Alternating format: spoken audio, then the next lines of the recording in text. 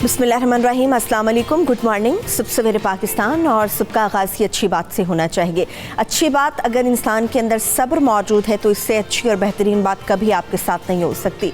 इंसान बहुत सारी ऐसी चीज़ें हैं जिसमें जज्बाती भी हो जाता है, जिसमें गुस्सेलेपन का इजहार भी कर देता है, जिसमें शायद अपने ऊपर कंट्रोल करना मुश्किल हो जाता है, या शायद बहुत सारी ऐसी सूरतें होती हैं जिसमें वो गड़बड़ा सा जाता है। इसमें सिर्फ एक सब्र होता है, और सब्र का मज़ा तभी आता है जब आपके पास ताकत भी हो और आप दूसरे को ज़ेर भी कर सकते हैं, दुश्मन को नाको चने चबवा भी सकते हैं, या फिर अपने सामने वाले हरीफ को आप हरा भी सकते हैं। मगर उसके बावजूद आप सब्र करते हैं और अपने तमाम मामलात को अल्लाह के लिए छोड़ देते हैं।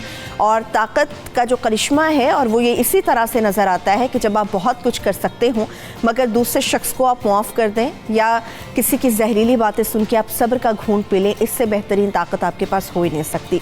तो कोशिश कीजिए कि अगर आपके अंदर सब्र का जज्बा मौजूद है, सब्र किसी भी शक्ल में अपनाया जा सकता है, सब्र की मुश्किल हालात में भी अपनाया जा सकता है, और सब्र तहम्मुल तब भी किया जा सकता है जब सामने वाले शख्स की बात आपको बुरी लग रही है। आप उसके खिलाफ बहुत कुछ कर सकते हैं, या उसको आप अपनी ताकत का इजहार भी उसके सामने कर सकते हैं, मगर आप नहीं करते। ये सब्र भी होता है। तो अल्लाह ताला हमेशा सब्र करने वालों को पसंद करता है। जब बहुत सारी अच्छी चीज़ें इंसान की शख्सियत का हिस्सा बन जाती हैं तो वो इंसान वैसे ही बड़ा प्यारा, बड़ा खूबसूरत सा हो जाता है, उसकी शख्सियत तो ऐसे ही खूबसूरत हो जाती है और लोग उसको पसंद करते हैं। और सबसे बढ़ के अल्लाह ताला की ज़ात उस शख्स को बहुत पसंद करती है, वो खुदा के बहुत करीब हो जाता है। तो कोशिश कीजिए इस अच्छी बात के साथ ही अपने दिन का आगाज़ करें। और जो लोग जो सब्र नहीं कर पाते या बहुत ज़्यादा जज्बाती हो जाते हैं, गुस्से में जल्दी आ जाते हैं, दूसरे की बात कंप्लीट होने से पहले अपना गुस्सा जाहिर कर देते हैं, तो कोशिश करें तहम्मुल से पहले सामने वाले की बात सुन लें। और अगर आप सब्र कर सकते हैं तो ज़रूर उस पर सब्र कीजिए। इस अच्छी बात के साथ ही आज सारे दिन का मौसम भी मैं आपके साथ शेयर कर लेती हूँ, क्योंकि मौसम भी बड़ा इंपॉर्टेंट है। जब से सितंबर के मंथ के आगाज़ पर ये सोचा जाता है कि मौसम बड़ा खूबसूरत हो जाएगा, या फिर गर्मी की हिद्दत थोड़ी सी कम हो जाएगी, रातें ठंडी हो जाएंगी, मगर अनफॉर्चुनेटली अभी जो है मौसम बहुत ज़्यादा हमें गर्म ही मिल रहा है। और मेरा ख्याल है शायद अगस्त का जब स्टार्ट हुआ था या एंड हुआ था, तो सितंबर के स्टार्ट के ऊपर हमने देखा कि मौसम बिल्कुल नहीं बदला, बल्कि पहले से ज़्यादा गर्मी की हिद्दत बढ़ गई है, गर्मी पहले से ज़्यादा बढ़ गई है, हब्स की कैफियत ज़्यादा हो गई है, और रात की हवाएं जो हैं वो भी हमें कम ही देखने में मिलती हैं कि रात को हवा चल रही हो। तो चलिए मौसम का हवाला आपके साथ शेयर कर लेते हैं कि मुल्क के मुख्तलिफ बड़े शहरों के मौसम कैसा रहेगा। सबसे पहले लाहौर शहर का ही मौसम आपके साथ शेयर करेंगे। लाहौर में कम से कम दर्जा हरारत 28 रहेगा और मैक्सिमम 39 डिग्री रहेगा, जबकि दिन भर मौसम भी गर्म रहेगा। और लाहौर के बाद देख लेते हैं कि इस्लामाबाद में मौसम कदरे बेहतर है या फिर नहीं। और इस्लामाबाद की जो सूरत हाल है इस वक्त, इस्लामाबाद में कम से कम दर्जा हरारत तो आज सारा दिन में 26 रहेगा, मगर मैक्सिमम 35 डिग्री सेंटीग्रेड तक जाने का इम्कान है। इस्लामाबाद में भी गर्मी पड़ रही है, मगर कराची की मौसम की सूरत हाल भी जानना बड़ा ज़रूरी है कि कराची में क्या अपडेट्स होंगी, बारिश होगी नहीं होगी, दिन भर धूप रहेगी। तो अभी कराची में कम से कम दर्जा हरारत तो सारा दिन में 28 हो सकता है, मगर मैक्सिमम 33 डिग्री तक जाएगा, और दिन भर कराची शहर का मौसम भी गर्म रहेगा। पेशावर की सूरत हाल भी कुछ ज़्यादा अच्छी नहीं है, वहाँ पर भी बारिश का कोई इम्कान नहीं है, फूल मुरझाते हुए नज़र आएंगे, क्योंकि पेशावर के अंदर कम से कम दर्जा हरारत तो 26 रहेगा और मैक्सिमम 38 डिग्री सेंटीग्रेड तक जाने का इम्कान है। यहाँ भी मौसम गर्म रहेगा। और कोयटा में भी दिन भर मौसम गर्म रहेगा। उसकी वजह यह है कि यहाँ पर भी जो दर्जा हरारत सारा दिन का होगा वो कम से कम 17 डिग्री हो सकता है, मगर मैक्सिमम 35 डिग्री तक जाएगा। सुबह सवेरे पाकिस्तान। मुल्क भर में जो डेंगू बहुत तशवीशनाक हद तक फैल चुका है, पाकिस्तान के मुख्तलिफ शहरों में इसकी सूरत हाल बहुत ज़्यादा है, और केसेस हैं कि उनकी तादाद बहुत ज़्यादा होती चली जा रही है। अस्पतालों में डेंगू के मरीज़ों का रश बहुत ज़्यादा है। आपको याद होगा इससे पहले भी सुबह सवेरे पाकिस्तान में कई मरतबा डेंगू के हवाले से हमने बात की है, और मुख्तलिफ़ किस्म के जो इक़दाम हो सकते हैं उनसे मुतालिक आवाज़ उठाई है। रावलपिंडी में बहुत ज़्यादा केसेस रिपोर्ट हो रहे हैं, इसके अलावा लाहौर में कुछ केसेस रिपोर्ट हुए हैं, پشاور میں بہت زیادہ کیسز ہیں، مگر کراچی کی اگر بات کریں تو کراچی شہر میں تو بہت زیادہ ایسے کیسز رپورٹ ہو رہے ہیں جو کہ ڈینگی کے مریض ہیں، اور مریضوں کی تعداد میں آئے روز ہم دیکھ رہے ہیں کہ اضافہ بھی ہو رہا ہے۔ مگر اس کے ساتھ ساتھ اس سے بچاؤ کے لیے حکومت کیا کام کر رہی ہے، وہاں کی صوبائی انتظامیہ کیا کام کر رہی ہے، یہ اپنی جگہ پر ایک اہم سوال ہے۔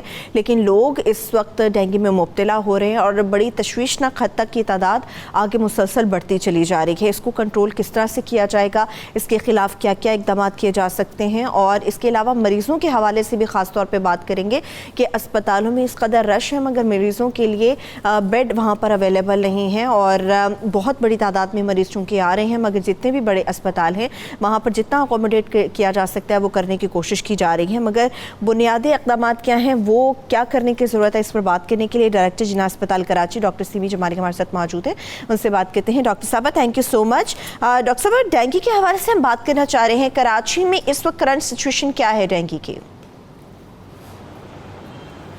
دیکھیے کراچی کے اندر ڈینگی اس وقت خاصی تعداد میں پایا جا رہا ہے۔ آپ کو پتہ ہے کہ ڈینگی ایک ماسکیٹو پیٹرن انفیکشن ہے جو کہ ایڈز ایجپٹائی ایک ماسکیٹو کی بریڈ ہوتی ہے جس میں سے یہ وائرس جو ہے ٹرانسمٹ ہوتا ہے ہیومن بینگز کے اندر۔ اب ہمارے پاس کافی پیشنٹس آ رہے ہیں اس وقت جو ڈینگی سے متاثر ہو کر آ رہے ہیں، اور آپ کو پتہ ہے کہ جو یہ مسکیٹو ہے یہ بریڈ ہوتا ہے صاف پانی کے اندر۔ جب صاف پانی کے اندر جہاں پر بھی پانی کے پڈلز کھڑے ہوں، چاہے وہ اے سی کا پانی ہو، چاہے وہ پلانٹس یا پاٹس کے اندر پڑا ہو، یا گھر کے اندر میں رہنے والے یہ مچھر عام طور پہ کہلاتے ہیں، لیکن اب یہ کہیں پر بھی بریڈ ہو جاتے ہیں کیونکہ بارش کا پانی جہاں پر بھی کھڑا ہوا ہے وہاں پر یہ بریڈ ہونے لگے۔ اس کے علاوہ بھی اور بھی مچھر بریڈ ہوتے ہیں جو کہ ملیریا کاز کرتے ہیں، لیکن ڈینگی خاص طور پہ ایک وائرل انفیکشن ہے جو کہ ہمارے شہر میں انڈیمک ہو گیا ہے اور اب آئے دن پیشنٹس آتے ہیں۔ انیشلی یہ بیماری جو ہے فلو کی طرح پاس آؤٹ ہو جاتی ہے اور 4 اس کے سٹرینز ہوتے ہیں، لیکن سیرو ٹائپس اس کے جس کو کہتے ہیں کہ ہم 4 ہوتے ہیں، لیکن ایک دفعہ اگر ایک سیرو ٹائپ ہو جائے تو پھر امیونٹی لائف ٹائم ہو جاتی ہے، لیکن دوسرا سیرو ٹائپ اور تیسرا اور چوتھا جو ہے ہو سکتا ہے۔ کراچی میں بارش کے کافی زیادہ سپیل ہوئے ہیں اور گندگی بھی بہت زیادہ ہے، تو یہاں پر روزانہ کی بنیاد پر کتنے ایسے کیسز ہیں جو رپورٹ ہو رہے ہیں اور اسپتالوں کے اندر آ رہے ہیں؟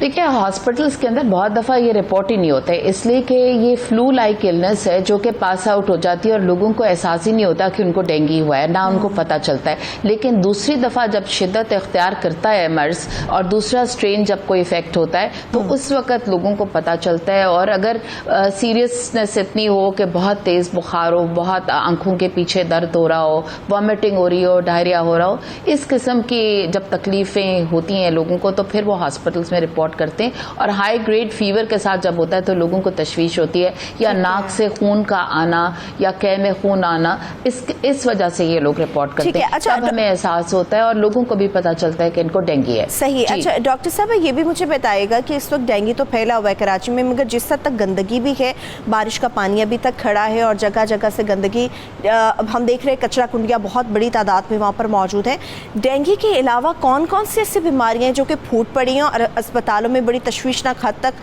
ان کے مریض بھی لائے جا رہے ہیں؟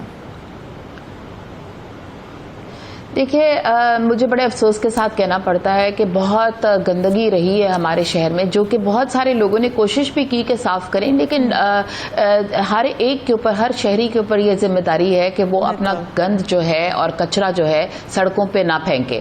اب ہمارے ملک میں ایک سینس آف اوننس ہوتی نہیں ہے لوگوں کے اندر، وہ اپنا کچرا لیتے ہیں سڑکوں کے اوپر پھینک دیتے ہیں اور کوئی اس کے اوپر کوئی نہ فائن ہوتا ہے نہ کوئی چارجز ہوتے ہیں۔ اب بہت ساری بیماریاں پھیلی ہیں ہمارے، ابھی آپ کو اس وقت ہمیں پتا ہے کہ مچھروں کے علاوہ جو یہ الغار ہوئی ہے شہر میں مکھیوں کی، وہ اس کا تو کوئی جواب بھی نہیں ہے، اور یہ سوارم آف فلائز جو ہیں پیٹ کی بیماریاں، vomiting, diarrhoea, gastrointestinal illnesses, typhoid, paratyphoid, یہ پروڈیوس کرتا ہے۔ اس کے علاوہ آپ نے دیکھا ہے کہ ریسنٹلی پولیو کے بھی 2 پیشنٹس جو ہیں وہ ایک کراچی سے بھی تشخیص ہوئی ہے، تو ہمارے سیوریج لائن لائنز جو ہیں وہ بھی ان کو صفائی کی ضرورت ہے. آفٹر آل یہ پولیو وائرس جو ہے وہیں سے آ رہا ہے, وائلڈ وائرس ہے, and it is coming from these areas. پھر اس کے علاوہ ہیپیٹائٹس اے اور ای کافی کامن ہے اس دفعہ, کیونکہ پانی جو ہے وہ صاف نہیں ہے اور گندے پانی سے ہیپیٹائٹس کے پھیلنے کا بھی خدشہ ہے. ٹھیک ہے. اچھا ڈاکٹر صاحب, لاسٹلی مجھے یہ بتائیے گا, ایک تو ڈینگی سے بچنے کے لیے لوگوں کو آپ لوگ کیا اویئرنیس دے رہے ہیں, دوسرا گورنمنٹ لیول پر خاص طور پر صوبائی حکومت جو ہے سندھ کی, جنا اسپتال بہت بڑا اسپتال ہے, یہاں پہ ڈاکٹرز کے ساتھ مل کے کیا کوئی کیمپین وغیرہ سٹارٹ کی ہوئی ہے, گورنمنٹ لیول پہ کوئی کام ہو رہا ہے ڈینگی سے بچاؤ کے لیے؟ دیکھیے, ٹائم اینڈ اگین ہم لوگوں کو اویئرنیس اور آگاہی دیتے رہتے ہیں. ایک سیشنز ہوتے ہیں, ہر ڈپارٹمنٹ کے اندر سیشنز ہوتے ہیں جو کہ لوگوں کو بتایا جاتا ہے کہ آپ نے کیا کرنا ہے اپنے آپ کو پروٹیکٹ کرنے کے لیے. ریپیلنٹس جو ہیں وہ لگائیں اپنے آپ کو, مسکیٹو ریپیلنٹس. پھر اسپرے اور فاگنگ جو ہے وہ حکومتی سطح پر یہ کام ہونا چاہیے, اور ہو بھی رہا ہے, لیکن بہت سلو ہو رہا ہے. جس حکومت کی طرف سے کام ہو رہا ہے, مگر انفارچونیٹلی کام بہت زیادہ سلو ہے. بہت شکریہ, thank you so much doctor semi جماعتی جناح اسپتال کراچی ہمارے ساتھ موجود تھی. ابھی مجھے ایک بریک کی طرف بڑھنا ہوگا, جب بریک سے واپس آئیں گے تو محرم الحرام کے حوالے سے خاص طور پہ گفتگو ہوگی.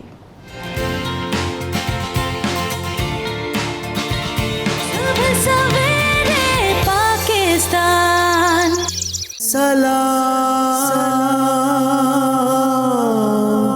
یا حسین, سلام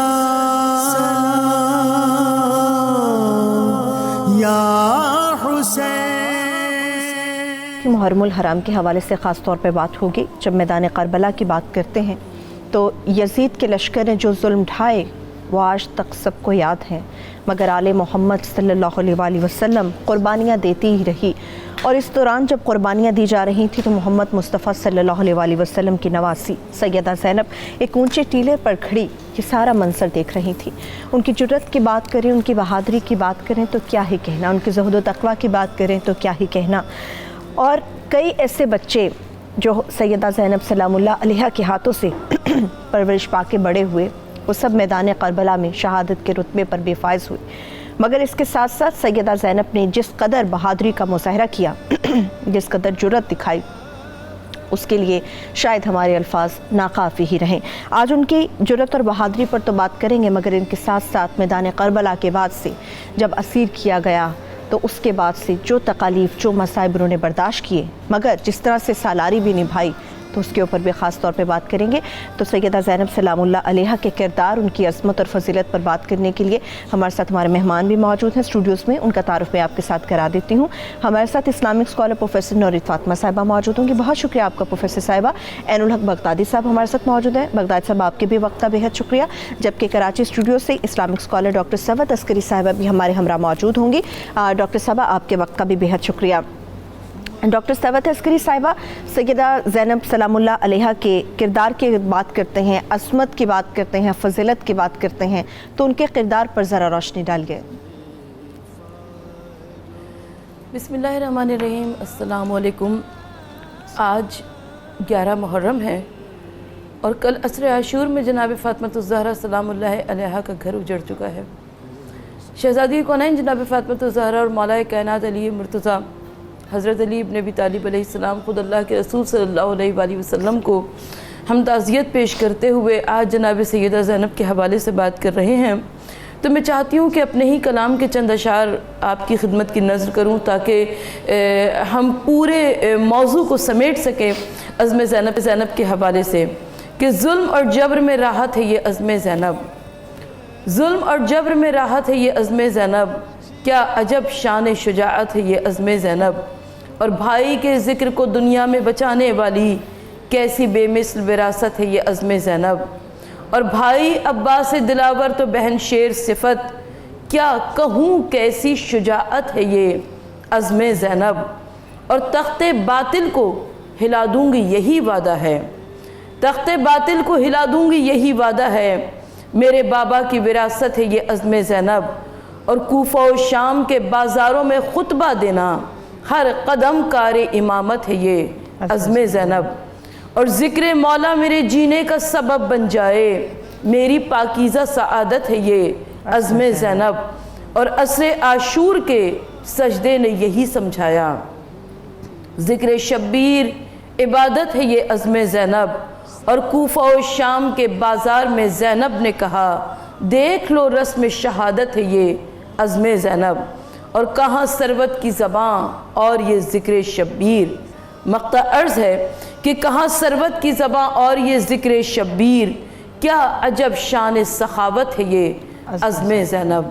ہمارا ہزاروں سلام اس کربلا کی عظیم ترین خاتون پر جنہیں ہم شریکت الحسین کہتے ہیں، کربلا کی شیر دل خاتون ثانیہ زہرا جناب زینب کبریٰ سلام اللہ علیہا، جو کہ کربلا کے ہر مقام پر جناب زینب کبھی علی نظر آتی ہیں، کبھی حسن نظر آتی ہیں، کبھی حسین نظر آتی ہیں، اور کبھی حضرت عباس علمدار کی عظیم بے مثل صفت بن کر شجاعت حضرت عباس علمدار کو دکھاتی ہیں۔ جب کربلا کے مقتل میں ہم جناب زینب کبریٰ کی بات کرتے ہیں تو کربلا میں جناب زینب کبریٰ کا ایک عظیم کردار ہے۔ میں حیران ہوتی ہوں کہ آج کل کے زمانے میں جبکہ عورت کی وہ عزت و وقت نہیں ہے، لیکن اس زمانے میں اللہ کے رسول صلی اللہ علیہ وآلہ وسلم کے پیارے گھرانے نے عورت کے مقام اور مرتبے کو کیسے واضح فرمایا کہ امام علی مقام امام حسین علیہ السلام ہر مقام پر جناب زینب کبریٰ سے مشورہ طلب کرتے ہیں، اور جناب زینب کبریٰ اگر نہ ہوتی تو آج ہمارے پاس پیغام کربلا موجود نہ ہوتا۔ یعنی پیغام کربلا کو زمانے میں پھیلانے والی، اس کی اشاعت کرنے والی جناب زینب کبریٰ سلام اللہ علیہا ہیں۔ جناب زینب کبریٰ کا عظیم کردار جو کہ مقتل کربلا میں نظر آتا ہے، ایک جانب آپ کے دم سے ڈھارس کی فضا کربلا معلیٰ میں قائم تھی، یعنی آپ خواتین کے عزم و ہمت اور حوصلے کو بڑھا رہی ہیں۔ دوسری جانب معصوم بچے اون و محمد ہے، مگر اون و محمد سے کہتی ہیں کہ اے اون و محمد تم حیدر کرار کے نواسے ہو، جعفر طیار کے پوتے ہو، دیکھو جب وقت امتحان آ جائے تو ہرگز خیمے کی جانب پلٹ کے نہ دیکھنا۔ دوسری جانب آپ اپنے بھائی کو مشورے دیتی نظر آتی ہیں، اور تیسری جانب تلۂ زینبیہ سے جناب زینب کبریٰ نے جب وہ منظر دیکھا کہ شمر امام علی مقام کے گلے پر کند خنجر سے ضربے لگا رہا ہے اور آپ کو پس گردن سے ذبح کر رہا ہے، اور اس وقت جناب زینب نے عمر ابن سعد کو مخاطب کر کے کہا کہ تو دیکھ رہا ہے اور تیرے سامنے میرا بھائی ذبح کیا جا رہا ہے۔ یہ وہ عظیم کردار ایک خاتون کا، ایک عورت کا نظر آتا ہے کہ جنہوں نے کربلا کے واقعے میں سید الشہداء امام حسین علیہ السلام کے بعد ایک مرکزی حیثیت اختیار کر لی۔ جناب زینب کبریٰ کے بغیر نہ تاریخ کربلا مکمل ہو سکتی ہے اور نہ ہی ہم مقصد کربلا کو سمجھ سکتے ہیں اگر جناب زینب کبریٰ کو ہم نہ سمجھیں، نہ سمجھ سکتے۔ سلام یا حسین، سلام یا حسین۔ بغدادی صاحب، جس طرح سے ڈاکٹر صاحبہ نے ابھی گفتگو کی، یقینی طور پہ مقتل کربلا میں اگر سیدہ زینب سلام اللہ علیہا موجود نہ ہوتی تو اس کی تقدیر ہی کیا بنتی، مگر کربلا کے بعد جو سیدہ زینب سلام اللہ علیہا کا کردار رہا وہ کیا تھا؟ بسم اللہ الرحمن الرحیم۔ آج کا یہ پروگرام ہماری جو آبادی کا ایک میجر پارٹ ہے جو ویمن پہ یہ مشتمل ہے، تو ان کے لیے یہ مشعل راہ ہے بے شک، اور ہمارے لیے سبق بھی ہے۔ سروت صاحبہ، اگر سیدہ زینب علیہ السلام اس واقعہ کربلا میں موجود نہ ہوتیں تو آج ہم بیٹھے یہاں پر اتنے اعتماد کے ساتھ، اور یہ پوری دنیا میں جو پروگرامز ہو رہے ہیں اور یہ جو تاریخ کربلا کی زندہ ہے تو یہ نہ ہوتی۔ یہ دیکھیں، بڑے پری پلانڈ پروگرامز تھے یہ۔ واقعہ کربلا کی اگر آپ تاریخی پس منظر دیکھیں تو اس میں حضور علیہ الصلوۃ والسلام نے اس کی خبر دے دی، پھر کربلا کی مٹی سیدہ ام سلمہ کو دے دی اور وہ ان کے پاس موجود تھی، تو یہ پہلے سے ایک تاریخ تو موجود ہو گئی کہ کربلا میں یہ واقعہ ہونا ہے، لیکن اس کی پھر تاریخ ایسے بنتی ہے کہ سیدہ زینب علیہ السلام جب آپ کا نکاح ہونے لگتا ہے تو حضرت علی رضی اللہ تعالیٰ عنہ عبداللہ ابن جعفر سے 2 شرطیں طے کرتے ہیں اس نکاح کی، اور ان میں 2 شرطوں میں سے پہلی شرط یہ تھی کہ سیدہ زینب اپنے بھائی امام حسین کے ساتھ اتنا پیار کرتی ہیں کہ وہ آپ کی زیارت کیے بغیر ایک دن پورا نہیں گزار سکتی۔ تو ایک تو یہ شرط ہوگی کہ ہر روز آپ یہ اجازت دیں گے سیدہ کو کہ وہ امام حسین علیہ السلام کی زیارت کر سکیں، اور دوسری شرط یہ رکھی کہ جب بھی امام حسین کسی جگہ سفر کرنا چاہیں اور وہ سیدہ زینب اپنی بہن کو ساتھ لے جانا چاہیں تو آپ ان کو اس سفر سے منع نہیں کریں گے، روکیں گے نہیں۔ تو میرے خیال میں حضرت علی رضی اللہ تعالیٰ عنہ وہ تو باب العلم ہیں، اور حضور علیہ الصلوۃ والسلام کے ساتھ سب سے زیادہ زندگی کا ایک عرصہ گزارنے والے اور ان کی قربت حاصل کرنے والے، ان کو تو بدرجہ اولا اس بات کا علم تھا اور اس واقعے کا بھی علم تھا کہ یہ ہوگا۔ اور ایک دوسری تاریخ میں بھی موجود ہے کہ جب آپ کسی ایک جنگ کے لیے اس علاقے میں تشریف لائے تو آپ نے جب اس مقام پر پہنچے تو یہ دیکھ کر پھر فرمایا کہ یہ تو وہی جگہ ہے کہ جہاں پر میرے بیٹے کو شہید کیا جائے گا، شہید کر دیا جائے گا۔ تو اسی وجہ سے آپ نے سیدہ زینب کو پہلے سے اس سفر کے لیے تیار کر لیا، اور عبداللہ ابن جعفر کے ساتھ یہ کنڈیشن طے کر لی نکاح کے وقت کہ آپ نے سیدہ کو اس سفر میں جانے سے روکنا نہیں ہے۔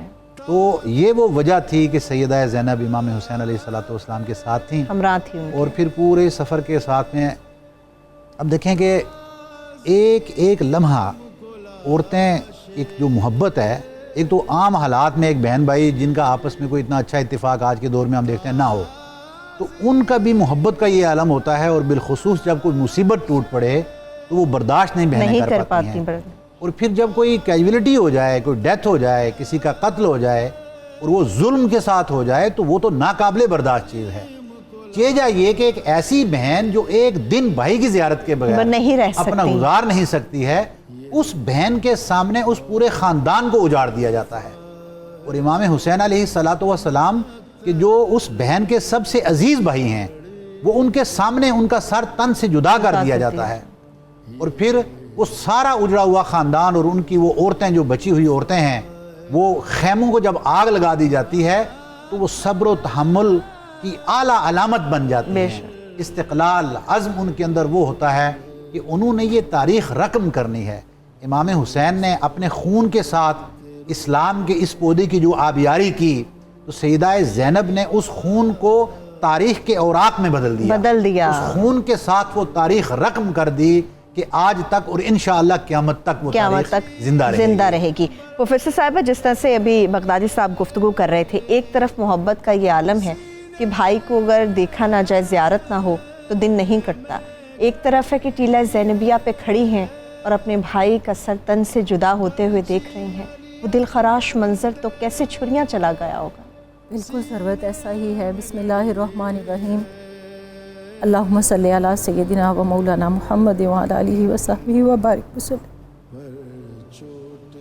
بہت مشکل ہے آج اس لمحے کو یاد کرنا کہ جب آج کے روز شام غریباں کے بعد سر نیزے پر سوار کر کے الگ گاڑے گئے ہیں، اور سر بریدہ لاشیں جن پر گھوڑے دوڑائے گئے ہیں، جن کی شناخت ختم کر دی گئی ہے، جن کے جسموں کو اس طرح روندا گیا ہے کہ وہ اب جسم نہیں رہے، وہ اب کٹی ہوئی بوٹیاں اور ہڈیاں باقی رہ گئی ہیں۔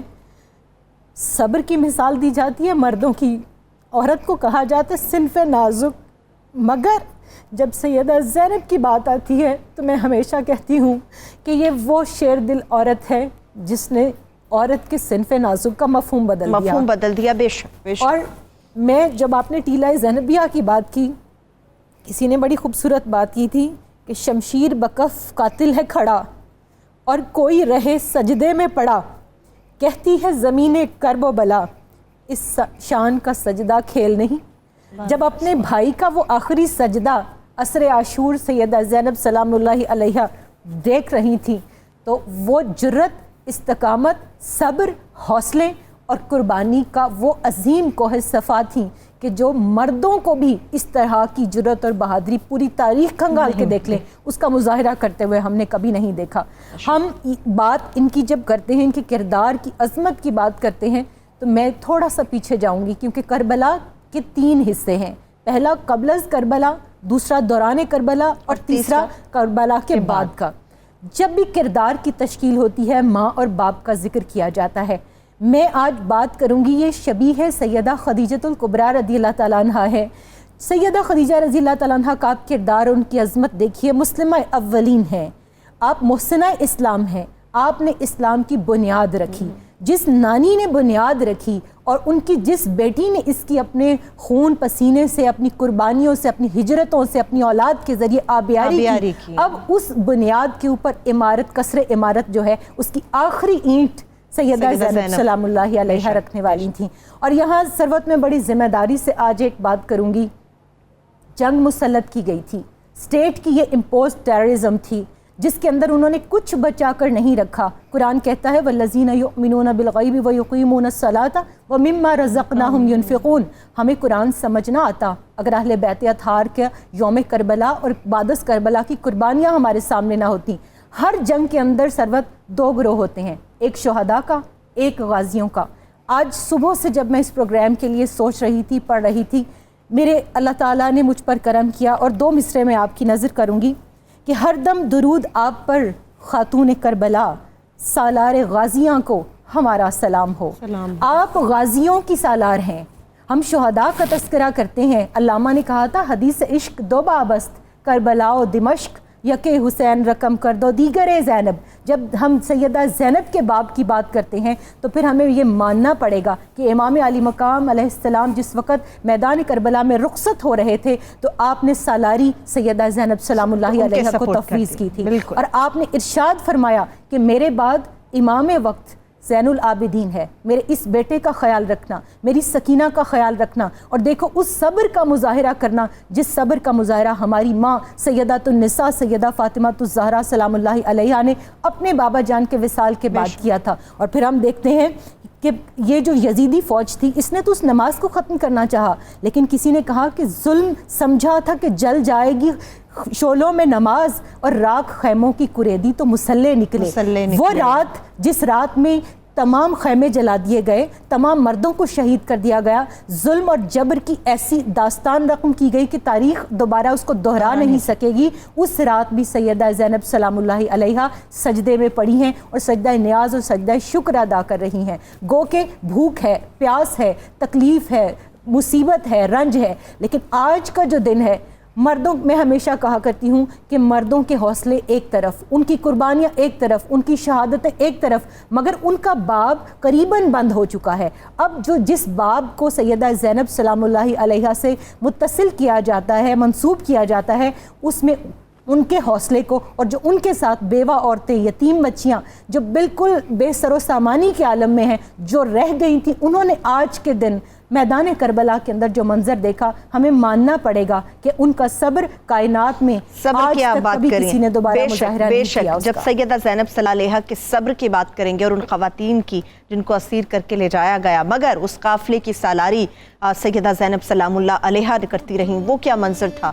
وہ جو تاریخ ساز خطبے دیے وہ کیا منظر تھا؟ اس کے ساتھ ساتھ زہد و تقویٰ اور آج کی عورت کے لیے کیا کچھ پیغام ہے، اس سے متعلق بات کریں گے ایک بریک کے بعد ہمارے ساتھ۔ سینے میں گڑی ہے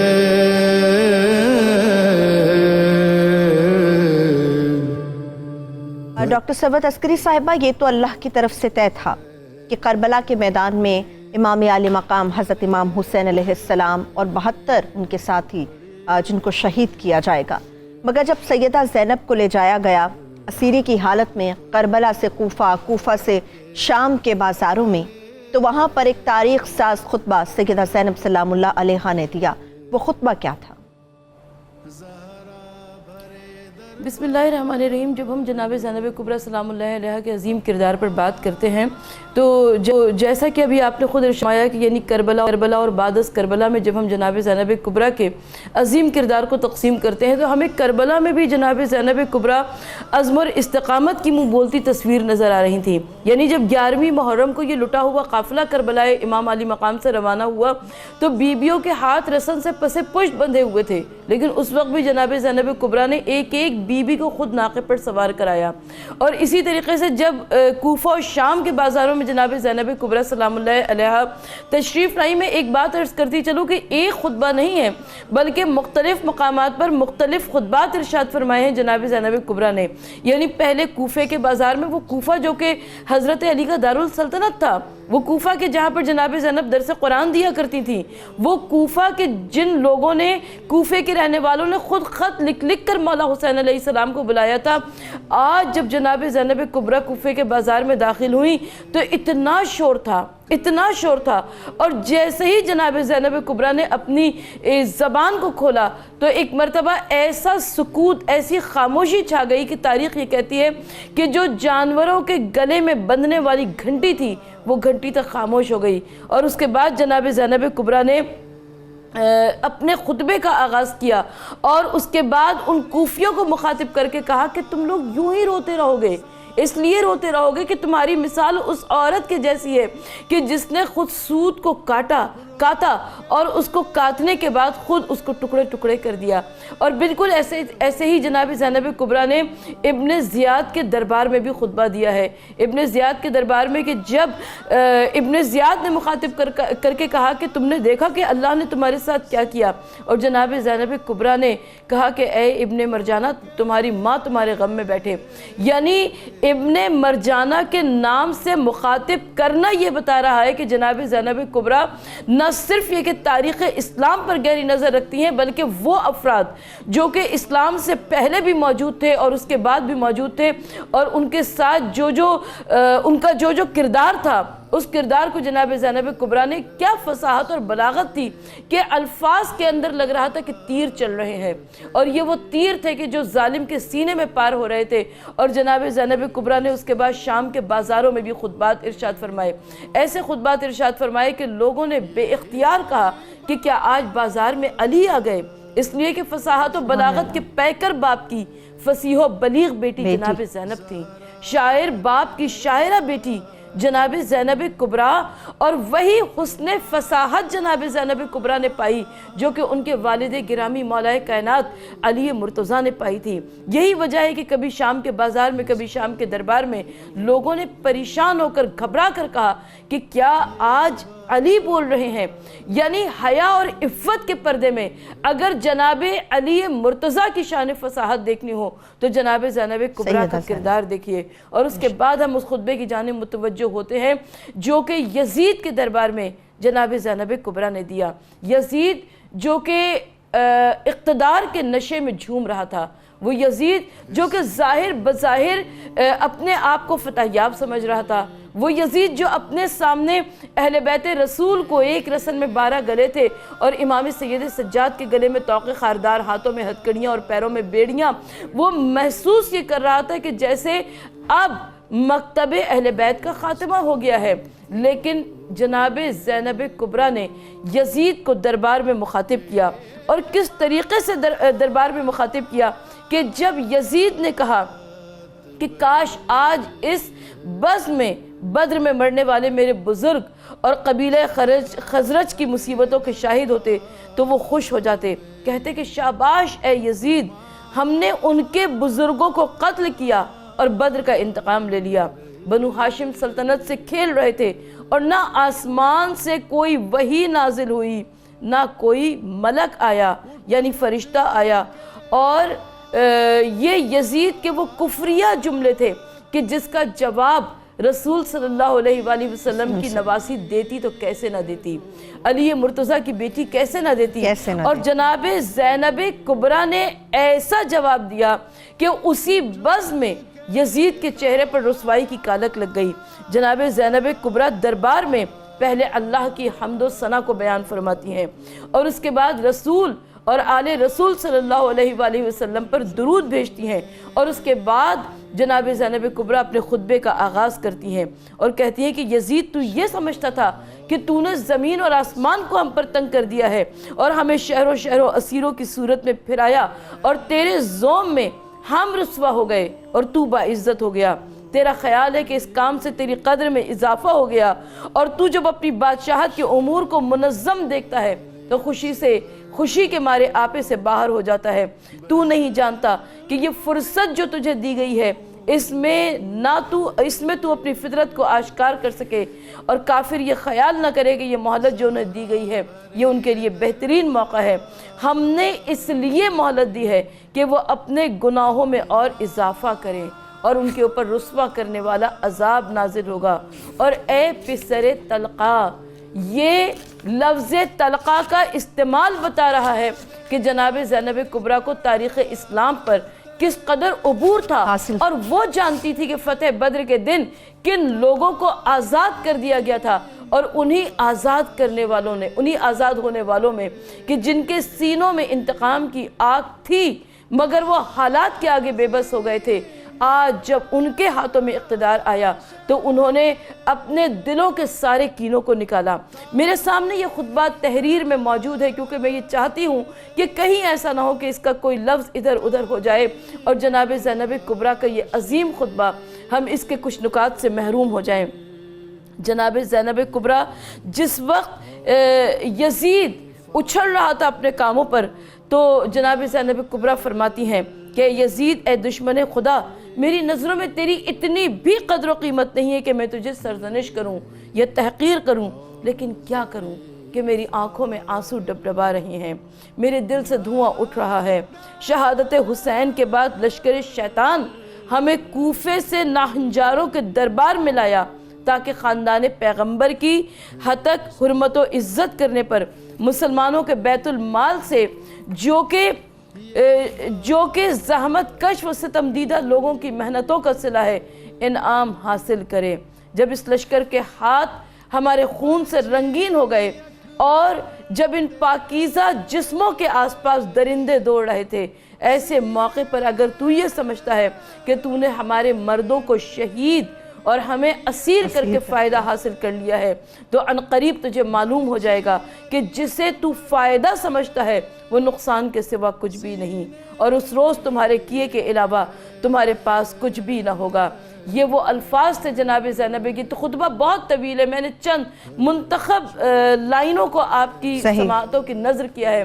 یہ وہ خطبہ تھا جناب زینب کبریٰ کا، یہ وہ عظیم اور تاریخی خطبہ بھرے تھا دربار میں، بالکل تاریخی خطبہ تھا کہ بھرے دربار میں جناب زینب کبریٰ کے اس خطبے سے یزید کے عزائم بھی بے نقاب ہو گئے، اور یزید جو کہ دربار میں بہت سارے ایسے افراد تھے جو کہ اجنبی افراد تھے، جو نہیں جانتے تھے کہ یہ رسول صلی اللہ علیہ وآلہ وسلم کا گھرانہ ہے اور یہ باعظمت ترین لوگ ہیں، ان سے تو یہی بتایا گیا تھا کہ خارجی ہیں اور جنہوں نے خروج کیا ہے خلیفہ وقت کے خلاف، ان کے سامنے جناب زینب کبریٰ نے شام کے دربار میں اپنے گھرانے کا تعارف بھی کرایا اور تاریخی اور عظیم بالکل خطبہ بھی دیا۔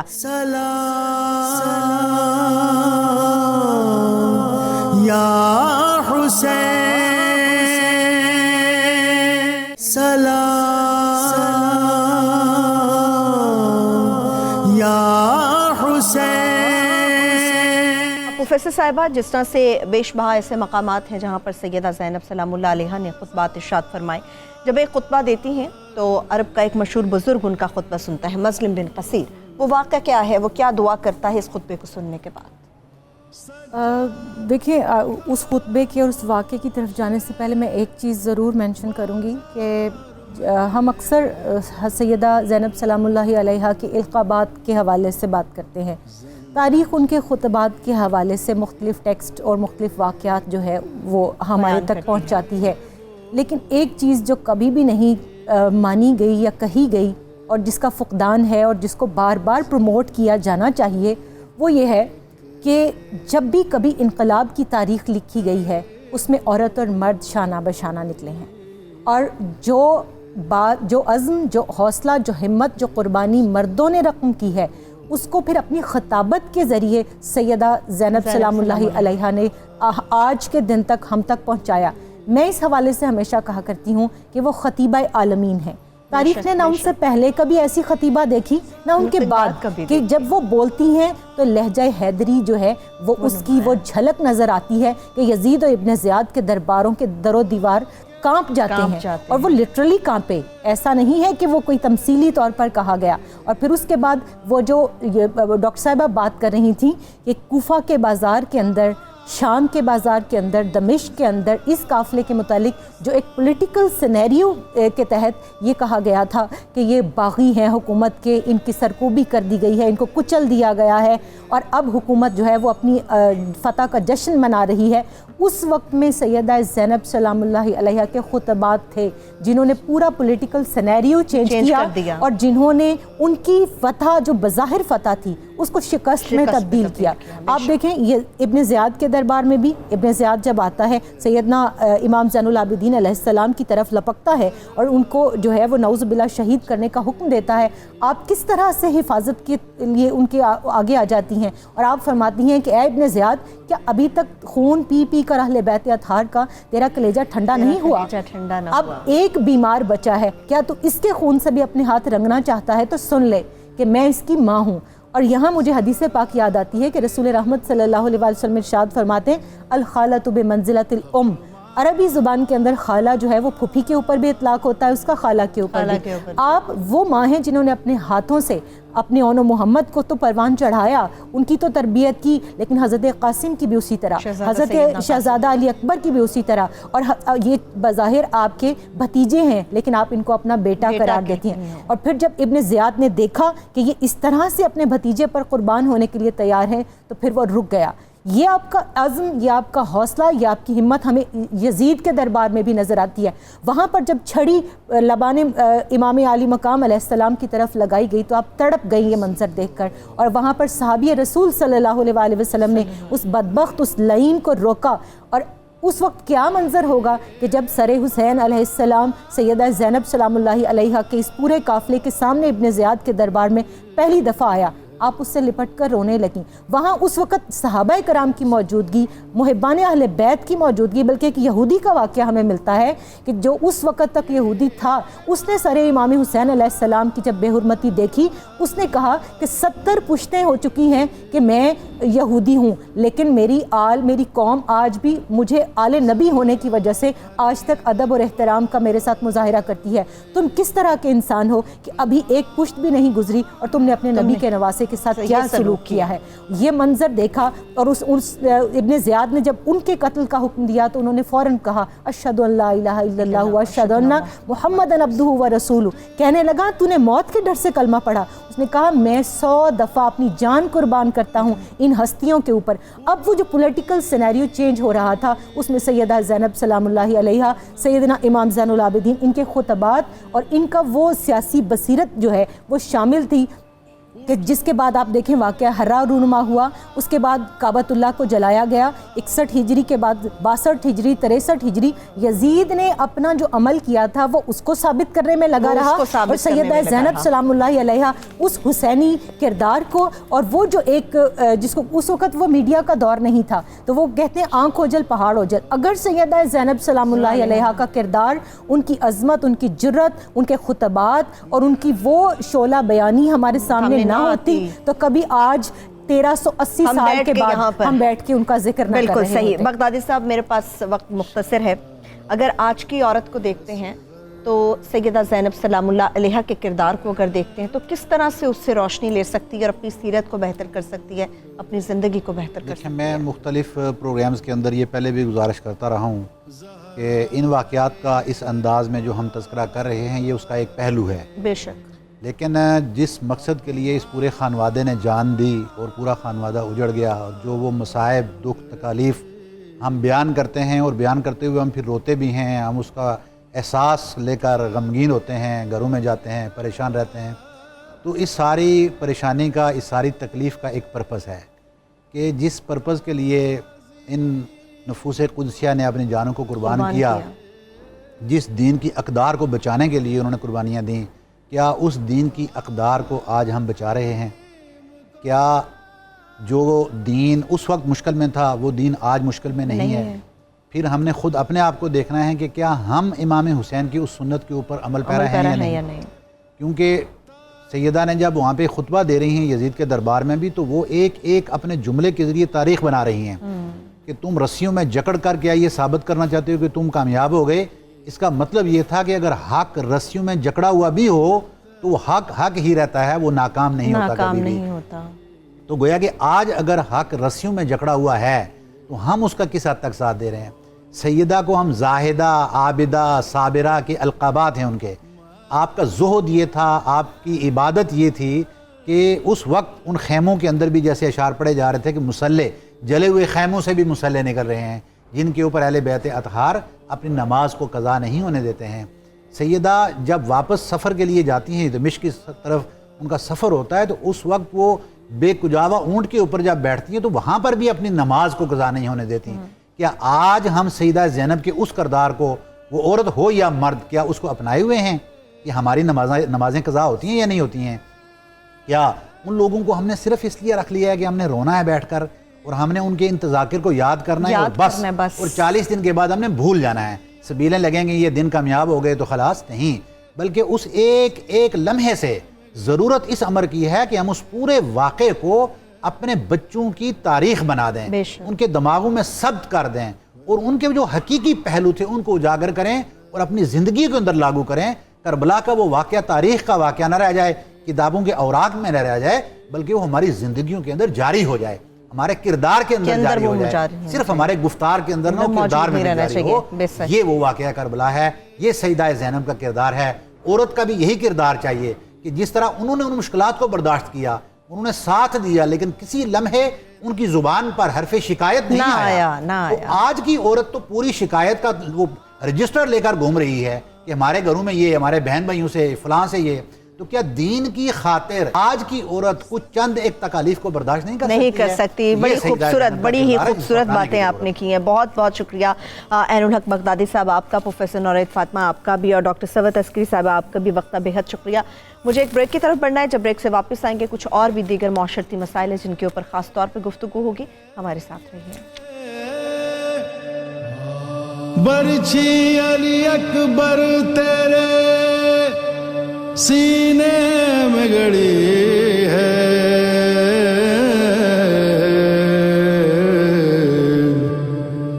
پر چوٹ تو زینب کے کلیجے پہ پڑی.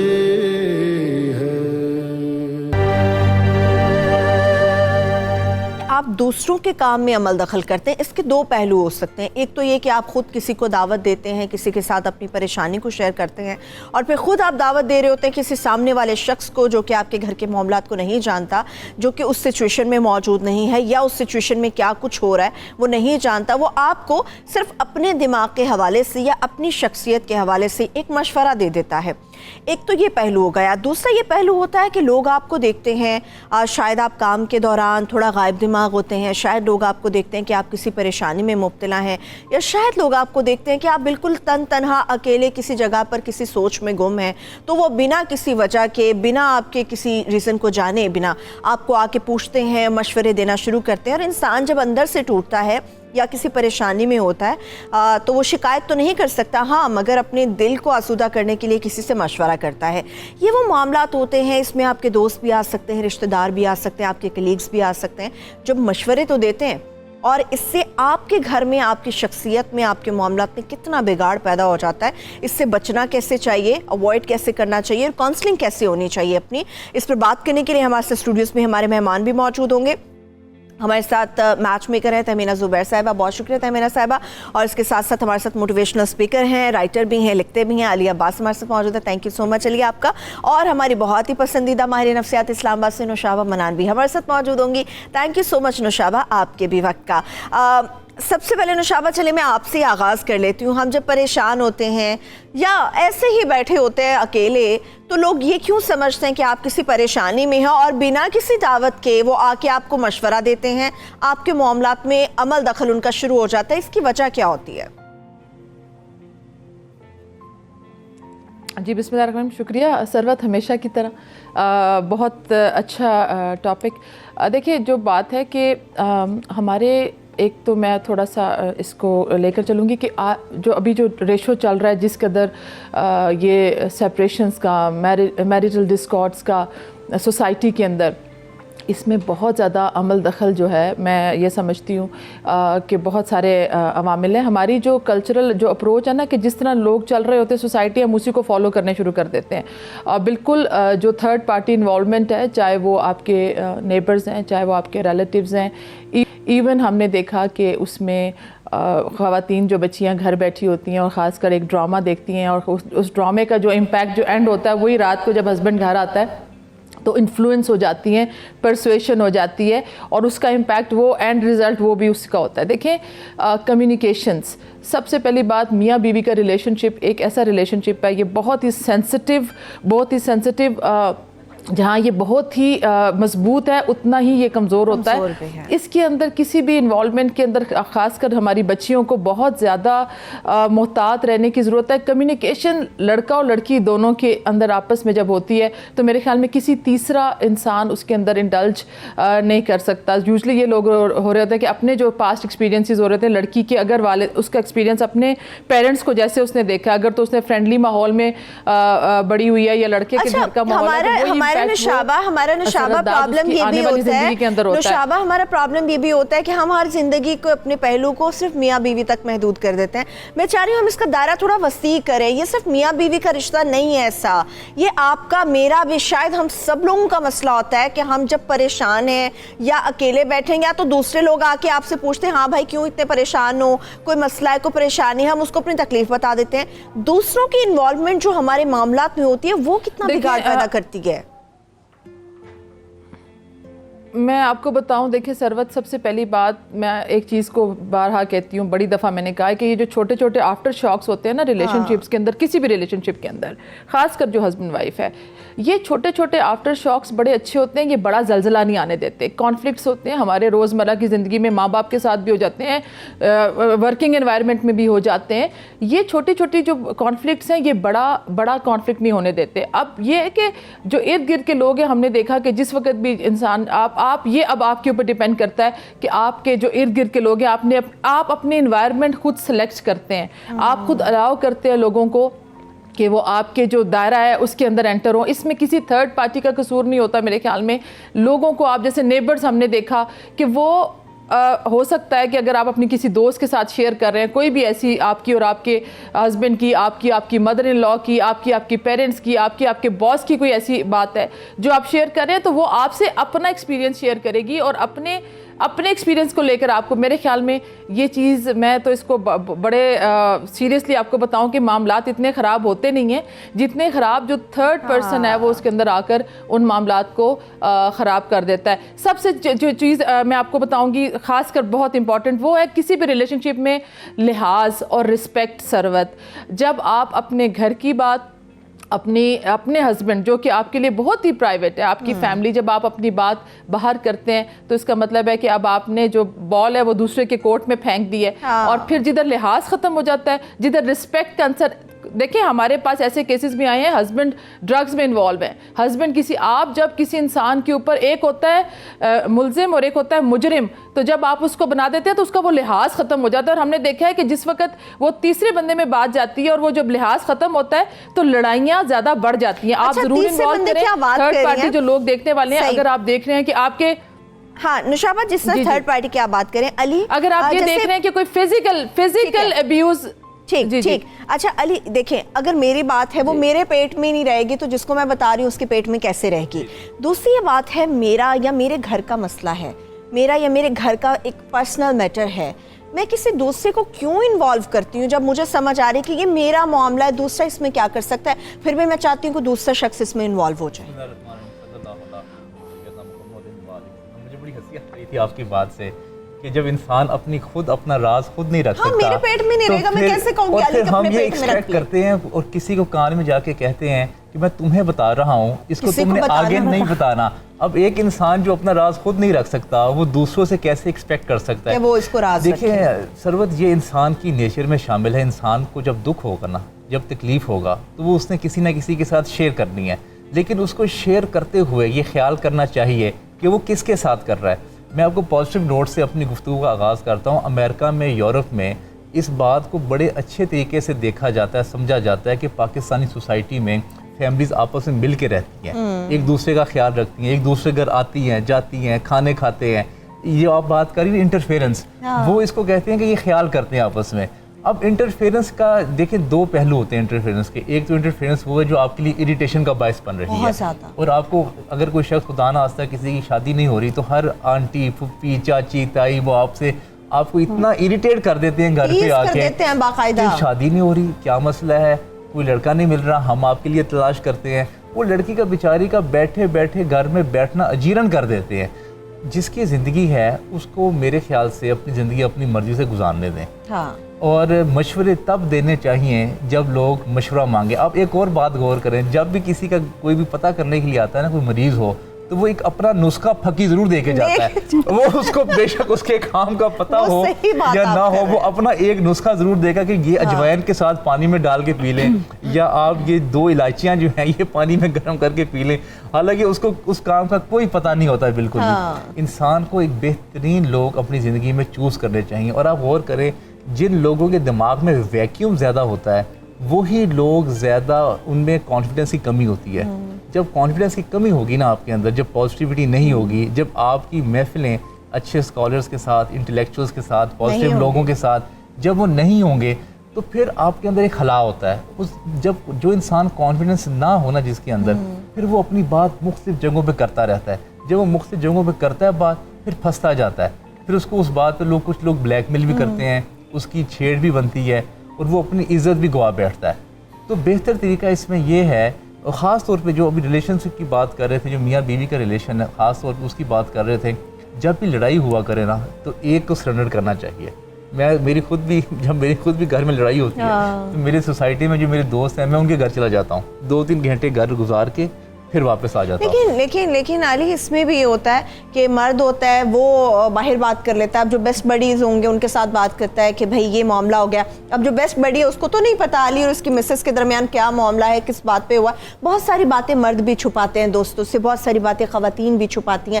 حقیقت کسی کو نہیں پتا ہوتی, لیکن انٹرفیئر سب کر رہے ہوتے ہیں, جس سے معاملہ اور بگڑ جاتا ہے. عرفان حیدر میرے ساتھ یہاں پہ ایک کالر موجود ہے, ان سے بات کر رہتی ہوں. جی میرے بھائی عرفان, بات کیجیے. السلام علیکم. جی وعلیکم السلام. جی ماشاء اللہ سے ٹاپک آپ لوگوں کا بہت اچھا ہے.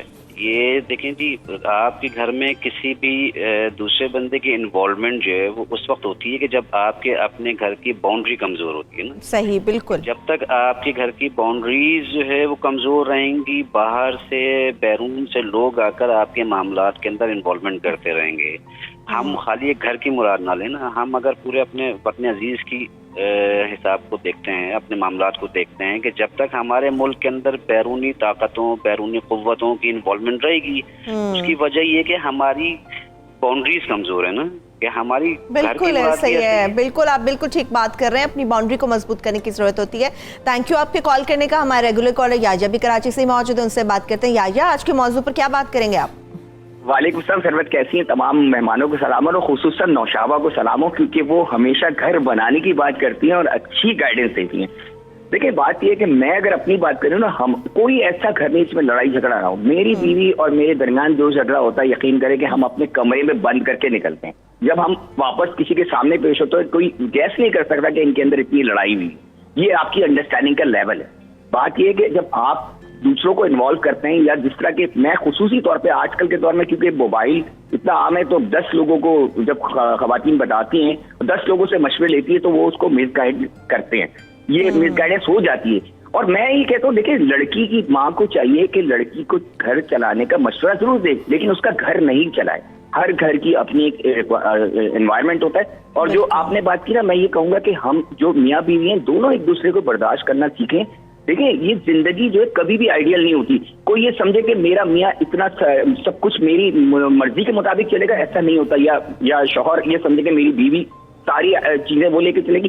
تو میں تو سب کہتا ہوں کہ ٹالرنس اینڈ ٹرسٹ اگر آپ زندگی میں لائیں گے تو آپ کی زندگی خوشگوار ہو جائے گی, ورنہ زندگی اجیرن ہو جائے گی. Thank you. بالکل, تھینک یو سو مچ. آج آپ نے بھی کال کی. لیاقت بھی ہمارے ساتھ کالر موجود ہے, ان سے بات کرتے ہیں. جی میرے بھائی, بات کیجیے. السلام علیکم. وعلیکم السلام. کیسے ہیں آپ؟ ٹھیک ہیں الحمدللہ, بات کیجیے. اصل میں آپ نے بڑا اچھا موضوع سلیکٹ کیا ہے آج. بہت شکریہ. بنیادی طور پہ اگر ہم سب لوگ تھوڑا سا اس بات کا خیال رکھیں کہ ہم اپنے بچوں کو, جو ہمیں دین نے ہمیں کہا ہے عمل کرنے کے لیے اخلاقی طور پر, اگر ان اصولوں کو تھوڑے مد نظر سامنے رکھیں تو ہمارے گھر کا ماحول بہت اچھا ہو سکتا ہے. بالکل. بدقسمتی اس کی ہے کہ ہم دین سے بہت دور چلے گئے. اگر ہم دین کے ان اصولوں کو مد نظر رکھیں تو ہمارے گھر کا ماحول بہت اچھا ہوتا ہے. گھر کے ماحول کے لیے بالکل آپ ٹھیک کہہ رہے ہیں میرے بھائی, کہ دین نے جو ہمیں سکھایا اس کو مد نظر رکھنا چاہیے. بہت شکریہ آپ نے کال کیا.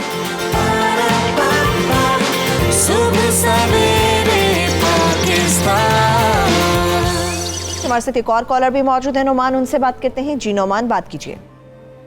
अस्सलाम वालेकुम वरहमतुल्लाहि वबरकातुहू। वालेकुम अस्सलाम। नोमान कराची से बात कर रहा हूँ। जी सुन रहे हैं। होता क्या है कि हम लोग जब शादी के बाद कोशिश ये करते हैं कि एक हमारी जो है वो हमारे इशारों पे चले या उस पे चले। सबसे दुनिया का आसान काम जो है ना, सबसे आसान काम है कि अपने आप को इंसान चेंज कर ले। हाँ। हमारी नॉर्मली कोशिश होती है, हम ये चाहते हैं कि सामने वाला हमारे हिसाब से चेंज हो जाए। सबसे आसान काम ये जाहिर है लेडीज है, घर के अंदर सारे मामला होते हैं। अब आप ये देखें, लेडीज की ईद, बकरीद, त्योहार, किसी चीज पे छुट्टी नहीं होती है। कोई मेहमान आ जाए, कोई कुछ आ जाए, हम सबसे पहले बोलते हैं यार ये पका लो, ये पका लो। इवन के ईद का first day, second day, third day, ladies अपना हमारी जितनी भी तैयार होती हैं, उन्होंने चूल्हे में जो ना हमारे हुक्म पे खड़े हो जाना होता है। हम फिर उसके अंदर नाक मिर्च तेल निकाल देते हैं, यार ये सही नहीं बने, ये सही। कोशिश ये करें कि लेडीज भी जो है हमारा पार्ट है ना, हम अगर उनका ख्याल नहीं रखेंगे तो कौन रखेगा। बिल्कुल ऐसा ही है। बिल्कुल, thank you so much Noman, आपने कॉल की। अच्छा नुशाबा, बहुत सारे कॉलर्स की आपने गुफ्तगू सुनी, अली की गुफ्तगू सुनी, तहमीना साहबा की, मगर जो बात मैं कर रही थी कि वाकई क्या हम लोगों की ये कमज़ोरी होती है कि हमारी फुफ्फी, चाची, मामी, ताई, हमारे रिश्तेदार, हमारे दोस्त अहबाब, हमारे कलीग्स जो हैं वो ज़बरदस्ती आके ठोंस देते हैं हम पे अपनी राय, और वो हमें इतना कमज़ोर समझते हैं कि भाई हमें उनकी राय की ज़रूरत है, या वाकई हम समझते हैं कि भाई हम इतने कमज़ोर हैं कि अपने मामला हम नहीं सुधार सकते, या तो रिश्तेदार सुधारेंगे, या आपके ऑफिस के लीग सुधारेंगे, या आपके दोस्त सुधारेंगे। मैं आपको एक लेटेस्ट एक ट्रेंड में आपको बताती हूँ। एक तो चीज़ है कंपैरिजन। आप अपनी ज़िंदगी का किसी की ज़िंदगी के साथ कंपैरिजन नहीं कर सकते, दो बहन भाई भी कंपैरिजन नहीं कर सकते। आप जब निकलते हैं आपकी तरबियत तालीम ही मुख्तलिफ हो जाती है, आप कंपैरिजन में हम लोगों के साथ ले आते हैं। देखिए सरवत, मैं बड़े अफसोस के साथ आपको ये बात कहूँगी, शायद सुनने वालों को आई डोंट नो अच्छा लगेगा या नहीं। हमारे माशरे में जिस वक्त बच्ची या लड़की या लड़के में कोई भी कॉन्फ्लिक्ट है, या तो सारे ख़ानदान के लोग इकट्ठे होकर कहेंगे बेचारा, वो बेचारे के साथ जुल्म हो गया, उस बेचारी के साथ ये हो गया। पेरेंट्स को जब वो बच्ची घर आ जाती है तो वही रिश्तेदार, हमने देखा है कि लड़की को ही ज़्यादा कसूरवार ठहराया जाता है। हमारे माशरे में जो ये माशरा है, फिर मैं आपसे कहती हूँ कि हमारे माशरे में थोड़ी सी मेल डोमिनेंस है, थोड़ी सी नहीं बहुत ज़्यादा, और इसमें बच्चियों को ही ज़्यादा कसूरवार ठहराया जाता है। मैं फिर ये कहूँगी कि कंपैरिजन की बात नहीं है। लड़कियों को मैं फिर ये कहती हूँ कि ठीक है, पेशेंस, जैसे हमारे पहले भाई ने कहा कि लड़का लड़की अगर तो उन्होंने ये डिसाइड कर दिया है, इसके लिए मैं एक रिक्वेस्ट ज़रूर करूँगी कि आप अपनी वैल्यूएशन और जो प्री मैरिज काउंसलिंग है, एक दफ़ा शादी से पहले की तैयारी वो पहले माँ बाप करवाते थे। मैंने आपसे कहा कि अब माँ बाप खुद ही जो ये 70 की दहाई के माँ बाप हैं या 80 की दहाई के माँ बाप हैं, सोसाइटी का ट्रेंड ही बदल गया है ना। इसमें हो सकता है मीडिया का रोल हो, इसमें हो सकता है कि हमारे जो दूसरे कल्चर के ड्रामा जो हम देखते हैं उसका इन्फ्लुएंस हमारे ऊपर ज़्यादा आ गया है शायद, कि हम ये चीज़ समझ नहीं रहे कि आप थोड़ा सा सब्र करें। अगर आप देख रहे हैं पेरेंट्स, खासकर अगर लड़की के वालिदैन हैं तो वो बेटी को उस वक्त, लेकिन जिस वक्त वो बच्ची घर आ जाती है, देखें उसमें उसके बच्चे इन्वॉल्व हैं, पूरी लाइफ इन्वॉल्व है। कोशिश करें, अल्लाह ना करे इसको नापसंद किया गया है। आप अगर इस्लाम की बात करते हैं तो इस्लाम के अंदर 4 शादियों के ऊपर तो बहुत एम्फसाइज करते हैं, लेकिन इसके ऊपर एम्फसाइज नहीं करते कि अगर एक बच्ची आप घर लेकर आए हैं या लड़की किसी के घर जा रही है तो हस्बैंड के क्या हकूक हैं बीवी के ऊपर और बीवी के क्या हकूक हैं हस्बैंड के ऊपर। इस्लाम सिर्फ 4 शादी के ऊपर महदूद नहीं है। अगर एक शादी भी की है उसके उनके क्या आदाब हैं इसके ऊपर। उसमें क्या है? ऑनेस्टी, जिधर झूठ होगा, जिधर चीटिंग होगी, एक दूसरे के साथ मुखलिस रहें। अगर आपने या दोनों ने आपस में कोई ना कोई तो मेरे ख्याल में छोड़ते हैं और लिहाज, रिस्पेक्ट, मैं फिर कहूंगी। लेकिन देखिए लास्ट बात मैं कहूंगी, अगर अनटिल एंड अनलेस, जी एक लास्ट बात मुझे कहने दें, अनटिल एंड अनलेस कोई फिजिकल अब्यूज नहीं है या कोई ऐसी नॉन एथिकल बात नहीं है जो मॉरलिटी के अगेंस्ट है, अगर आपके हस्बैंड के अंदर कोई ऐसी खराबी है, देखिए उसको जब आप एडवर्टाइज बहुत आप मूव ऑन कर सकते हैं, ह्यूमिलेट ना करें। मैं फिर कहूंगी नुशाबा, यकीनी तौर पे ये रिश्ता मजबूत भी जितना होता है उतना ही नाजुक होता है, मगर जिंदगी का हर पहलू हमें अपने सामने रखना चाहिए। सिर्फ मियाँ बीवी तक बात नहीं होनी चाहिए, आसपास के माहौल को भी मद्देनजर रखना चाहिए। ये सारी बातों में अली हमें हमेशा सिखाया जाता है, हमेशा बताया जाता है, बच्चे सुनो सबकी, करो अपनी। जी। जब ये हर बार हमें सिखाया जाता है, फिर हम सुनते भी सबकी हैं और सबकी मर्जी से भी चल रहे होते हैं, अपनी मर्जी तो कहीं रहती नहीं। इसकी क्या वजह है? इंसान कंफ्यूज हो जाता है जब बहुत सारी थॉट्स उसको दी जाती हैं और वो थॉट्स में भी हौच पौच बना होता है, तो इंसान कंफ्यूज हो जाता है। आप गौर करें, हमें इंग्लिश पढ़ाई जाती है, हमें इंग्लिश आ जाती है, हम उर्दू का सब्जेक्ट पढ़ाया जाता है, हमें उर्दू आ जाती है, हमें माशरत उलूम पढ़ाई जाती है, ہمیں معاشرتی knowledge علم آ آ جاتی جاتا ہے. ہے. اب دنیا کا سب سے امپورٹنٹ جو سبجیکٹ میرے خیال سے ریلیشن شپ مینجمنٹ ہے, ریلیشن شپ بلڈنگ ہے, لائف ہے, وہ آپ کو سکھائی نہیں جاتی. اگر وہ نہیں سکھائی جائے گی نا ہمارے اسکولز میں, یونیورسٹیز میں, کالجز میں, تو وہ پھر ایسے ہی ہم ٹرائی اینڈ ایرر کے تحت سیکھیں گے چیز کو. جب بھی سربت آپ ٹرائی اینڈ ایرر کے تحت چیز کو سیکھتے ہیں, ایک تو بہت انسان زیادہ غلطیاں کرتا ہے اس میں, اور دوسری بات پرفیکشن بھی اتنی آتی رہتی ہے نہیں, جب زیادہ غلطیاں کرتا ہے اس میں ٹائم بہت زیادہ لگ جاتا ہے, اس میں بہت سارے ریلیشن انسان کے خراب بھی ہو جاتے ہیں. تو شابہ نے بڑی اچھی بات کی کہ ریلیشن شپ میں ان کو کاؤنسلنگ پہلے کروانی چاہیے, کسی سیانے انسان سے, کسی اسکالر سے, کسی دانشور سے, کسی میرج کاؤنسلر سے. اب تو اتنا اس حد تک کی بات چلی گئی ہے, لوگ اپنے بلڈ ٹیسٹ بھی کرواتے ہیں کہ جب بلڈ ٹیسٹ ایک دوسرے کے ساتھ کمپیٹیبلٹی ہے یا نہیں, کہیں کوئی بعد میں بیماری تو نہیں لگ جائے گی. اور ہر کسی کو اپنے ٹیسٹ بھی کروانے چاہیے کہ اس میں کوئی بیماری تو نہیں ہے, کسی کو بیماری کوئی ٹرانسفر تو نہیں ہو جائے گی. ہاں, یہ وہ ساری چیزیں جو آپ کی بڑی ضرورت ہے. میرے پاس لاسٹ 1 منٹ ہے. تہمینہ صاحبہ, جس طرح سے آپ نے اپنی بیٹی کے حوالے سے مثال دی, بڑی ہی پیاری آپ نے مثال دی, مگر ہمیں کوئی بھی رشتہ ہے, کوئی بھی زندگی کا پہلو ہے, اس میں دوسروں کی مداخلت سے بچنے کے لیے کیا کرنا چاہیے؟ ہمیں ریموٹ کنٹرول اپنے ہاتھ میں رکھنا چاہیے.